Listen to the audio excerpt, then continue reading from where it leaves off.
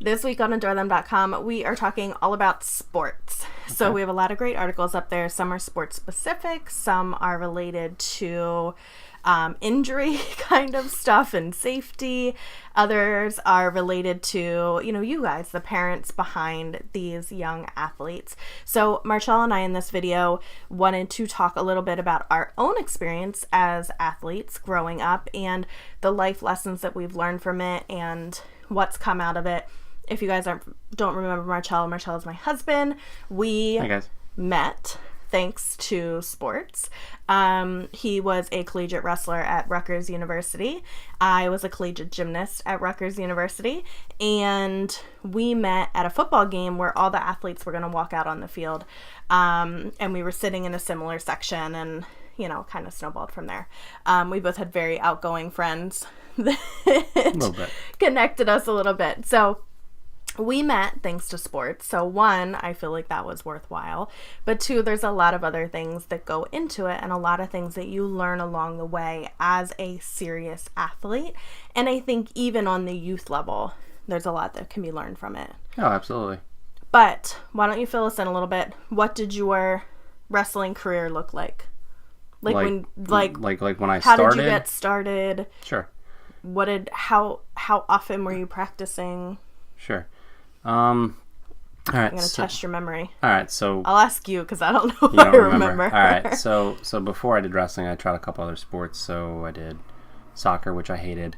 Did football, did basketball. And right before I did wrestling, I was doing actually karate. And I believe I went during the wrong day and wrestling was going on. I was like, oh shoot, what's that? I want to try that. And my dad at the time thought that would help us for football.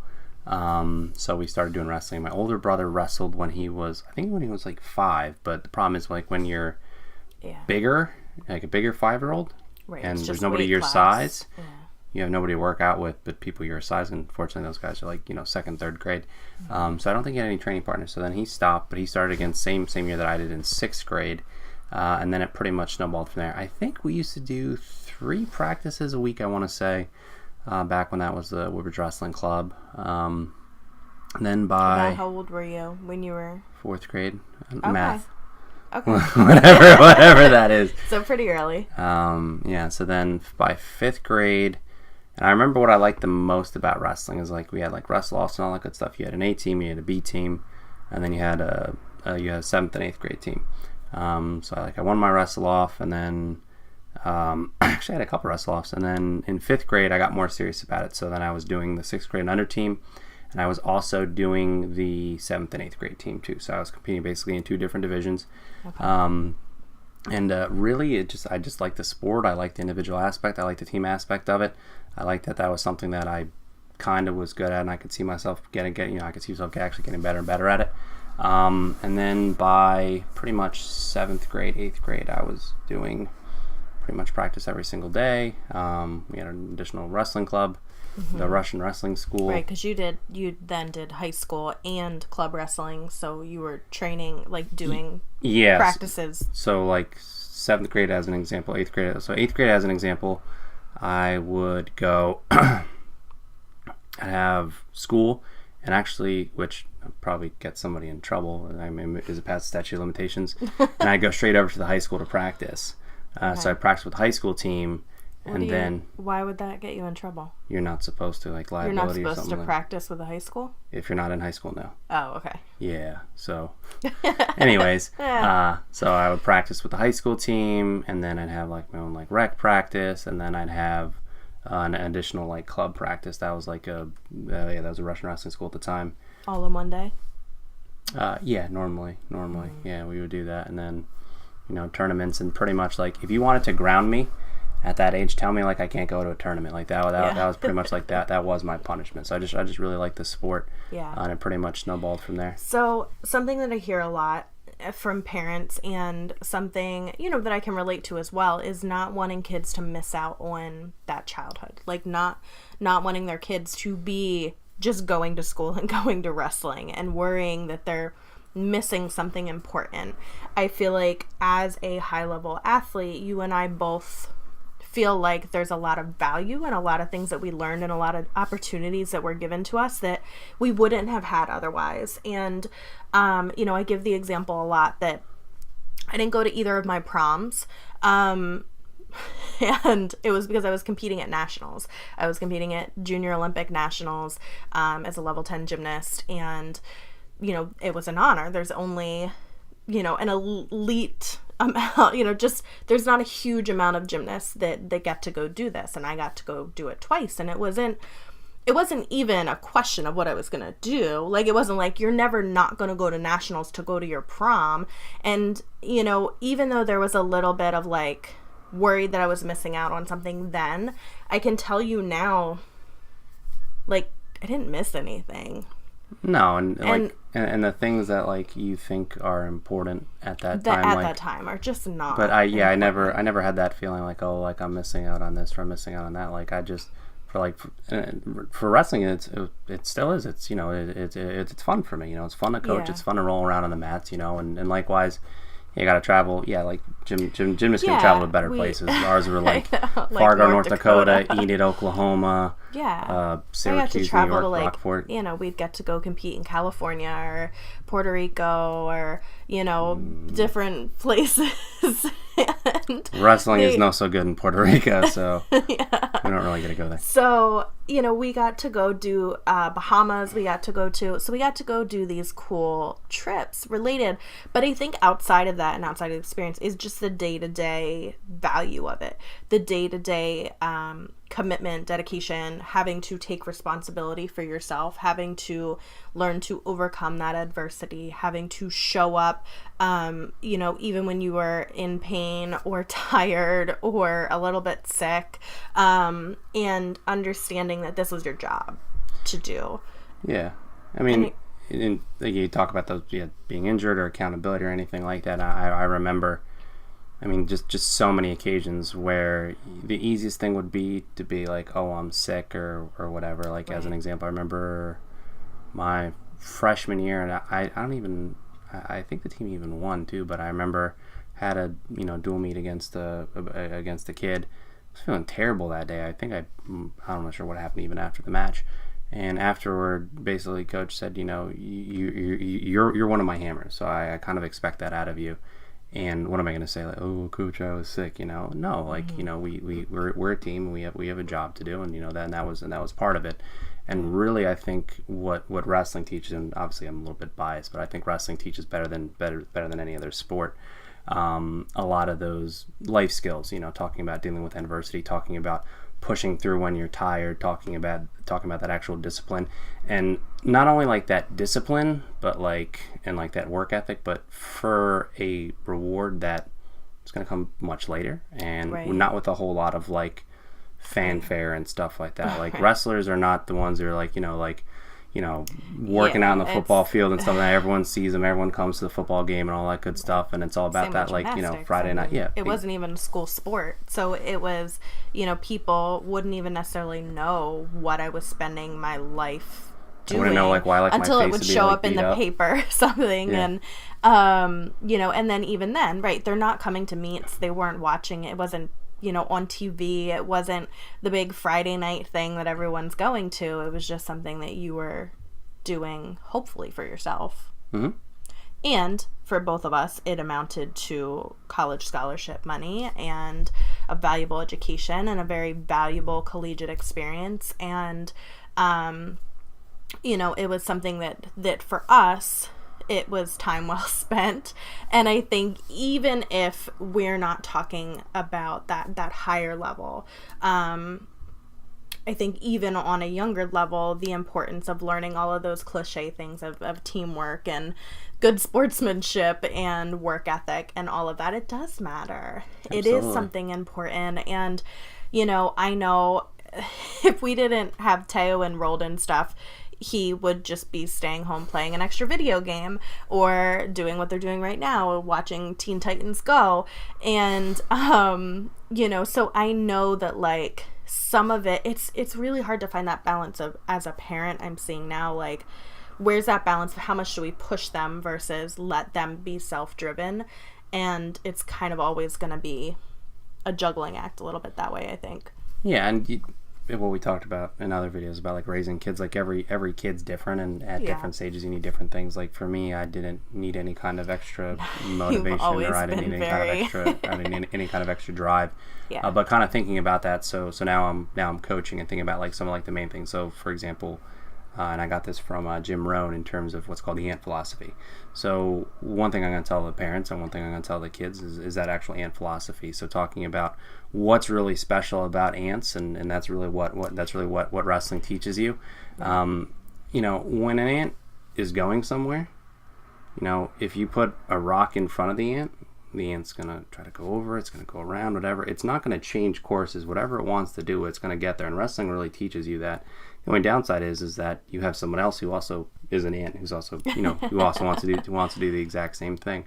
The other thing about ants that's really special is, again, when an ant's like working and all the good stuff and like gathering in the summer and all that, how much will an ant actually gather?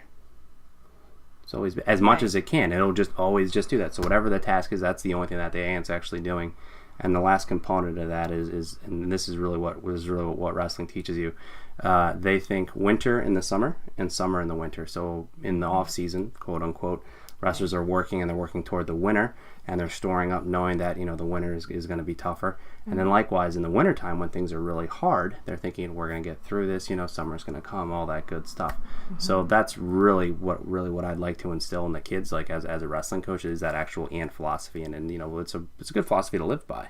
Yeah, and I think stuff like that where, you know, for the younger kids and going into it, I think a lot of parents, and I've heard this from friends, that they're worried that if they sign their kid up for something, it's going to be super intense right away. And it's going to be like negative or too competitive right off the bat.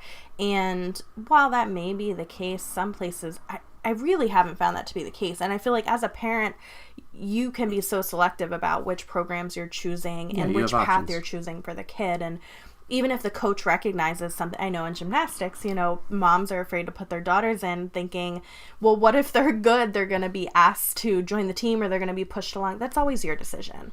Well, so even adults if a coach comes to you and says like, hey, your daughter is like naturally talented, I think she could do well, I want her to come 4 nights a week instead of 1 night a week, or, you know, whatever it might be, you can still say, no, we're just going to keep it here for now.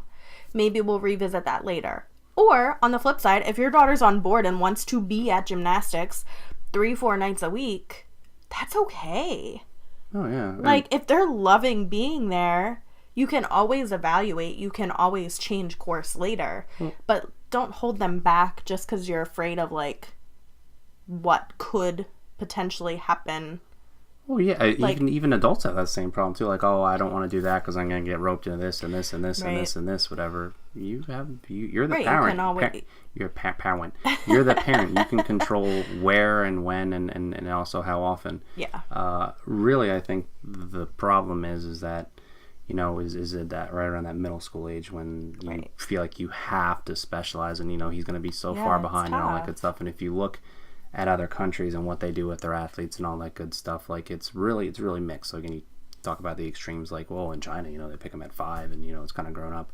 And then there are other situations, like there's a wrestler from Japan, he works out at Penn State, and I don't think he started wrestling until he was 16. He was an Olympic champion. Yeah. You know, so you don't have to feel like, oh, you don't have to pigeonhole them. Let them try their things. But the other thing is, if they find something that they love, the only sport I ever did was gymnastics. Ever. Yeah. And I was okay with that. I'm still okay with that. We could play volleyball in the backyard, and my brother played soccer, and we would kick around, and now. We would go like hit baseballs in the backyard or whatever it was. But like, if your child wants to specialize, I also don't think that you need to hold them back by forcing them to try other things if there's not an interest there.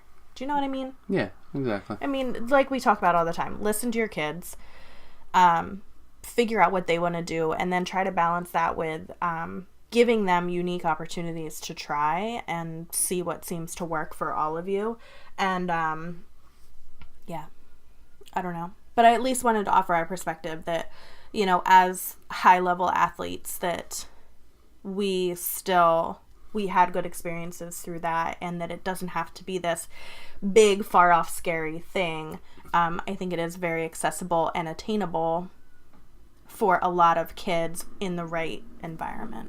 Yeah, absolutely. And if you think, like, so just kind of saying with wrestling, yeah, this is my example. This is what I'm biased toward. We have a lot of data on that, and some of, like, we live close to National Wrestling Coaches Association. Yeah. Some of the most successful people, or some of their best stories, were from people who were not phenomenal athletes at all. These are people who became really good business people, and maybe part of it was because they weren't as successful in that one sport, but the principles that they actually learned help them in business, whatever. So, for example, I definitely don't feel like my college career ended the way it should, and I think that's maybe why I have a chip on my shoulder for, for in the actual business world and in terms of sales and stuff like that. And just like those small things, like for example in wrestling, right? But it doesn't mean you shouldn't start just because you didn't finish the way that you had hoped or go out with a bang. That's life. Or just because that's life. Not every kid's gonna go be in the NFL or the NBA or whatever, but it doesn't mean they shouldn't pick up a basketball. There's nothing wrong with having high standards. There's nothing wrong with just saying I'm just going to go out here and working I'm just hard gonna, for the sake of working hard. Exactly, like for every kid, like there are kids who will take second at states and didn't even meet anywhere near their potential, and then there are kids who will take fourth in the region tournament or third in the region tournament and qualify for states, whatever. And for them, that's really a huge compliment. Maybe just getting out of districts for some kids is going to reach that actual full potential. Again, it depends on the actual on the actual kid. Right. But again, like learning. But it doesn't mean they're getting less out of it life-wise. No, they're going to get the life lessons actually out of the sport. I mean, again, you're going to get that again, especially when you're further into it. When you're a kid, you're thinking, and again, you want that to be too. You want to have fun and stuff like that, and that's a life lesson in and of itself. Like, you should have fun in business. You should have fun at what you're doing, and if you're not having fun, maybe you should kind of reevaluate what you're doing. And again, that doesn't always mean that there are parts that you're not going to like. Right, there's always going to be parts to it. I mean, just, there were parts of gymnastics that were fun, and there were parts of it that you hated, but you knew you needed to do anyway. Maybe you don't want to go do conditioning, or maybe you don't want to do over splits and work on your flexibility, or maybe you don't want to go for that extra practice. So there's sometimes pieces of it, but that doesn't, like, that's life as well. There's always going to be parts of a job that you are not excited to do, but hopefully the overall thing is something that you're passionate about and something that's going to keep moving you forward. Yeah. I mean, that's exactly right. And then maybe in the future that random skill might actually transfer over, like when we had my old company had a Biggest Loser contest, and losing weight was a skill that I had developed over the years, and losing a lot of weight in a short period of time, and that had a pretty substantial financial payout. So again, sometimes you pick up some very specific example. But I also want to say, I think some of the value in those teammates and those relationships that you're going to create are something that's going to last that have lasted us and will be able to last your child throughout the years. Some of our closest friends are people that we trained with. I think it keeps you closer too with people who are kind of like further out, and kind of like expands your network, as you travel and go to different wrestling clubs and stuff like that. Like I remember people move across the country for jobs or family or whatever, but that bond, if you trained with someone day in and day out for that many years, that's there. Absolutely. Does that cover what you wanted to? I think that covers, and I apologize. The sun is going down and cars are going by, so we have all sorts of lighting effects going on. We can do shadow puppets in the good. That'll block out behind us. But anyway, I encourage you guys to check out the whole sports collection. We have the articles, video, printables, shareable graphics, featured product, all sorts of good stuff up there. So if you go to adorethem.com/sports, you'll be able to find that. Cool. And if you have any questions for us, Marcello or I, you have a kid that's in gymnastics or wrestling, we know a lot about that, but just sports in general, we are always happy to answer your questions. So we will talk to you guys later, and thanks for tuning in. See you guys. Bye.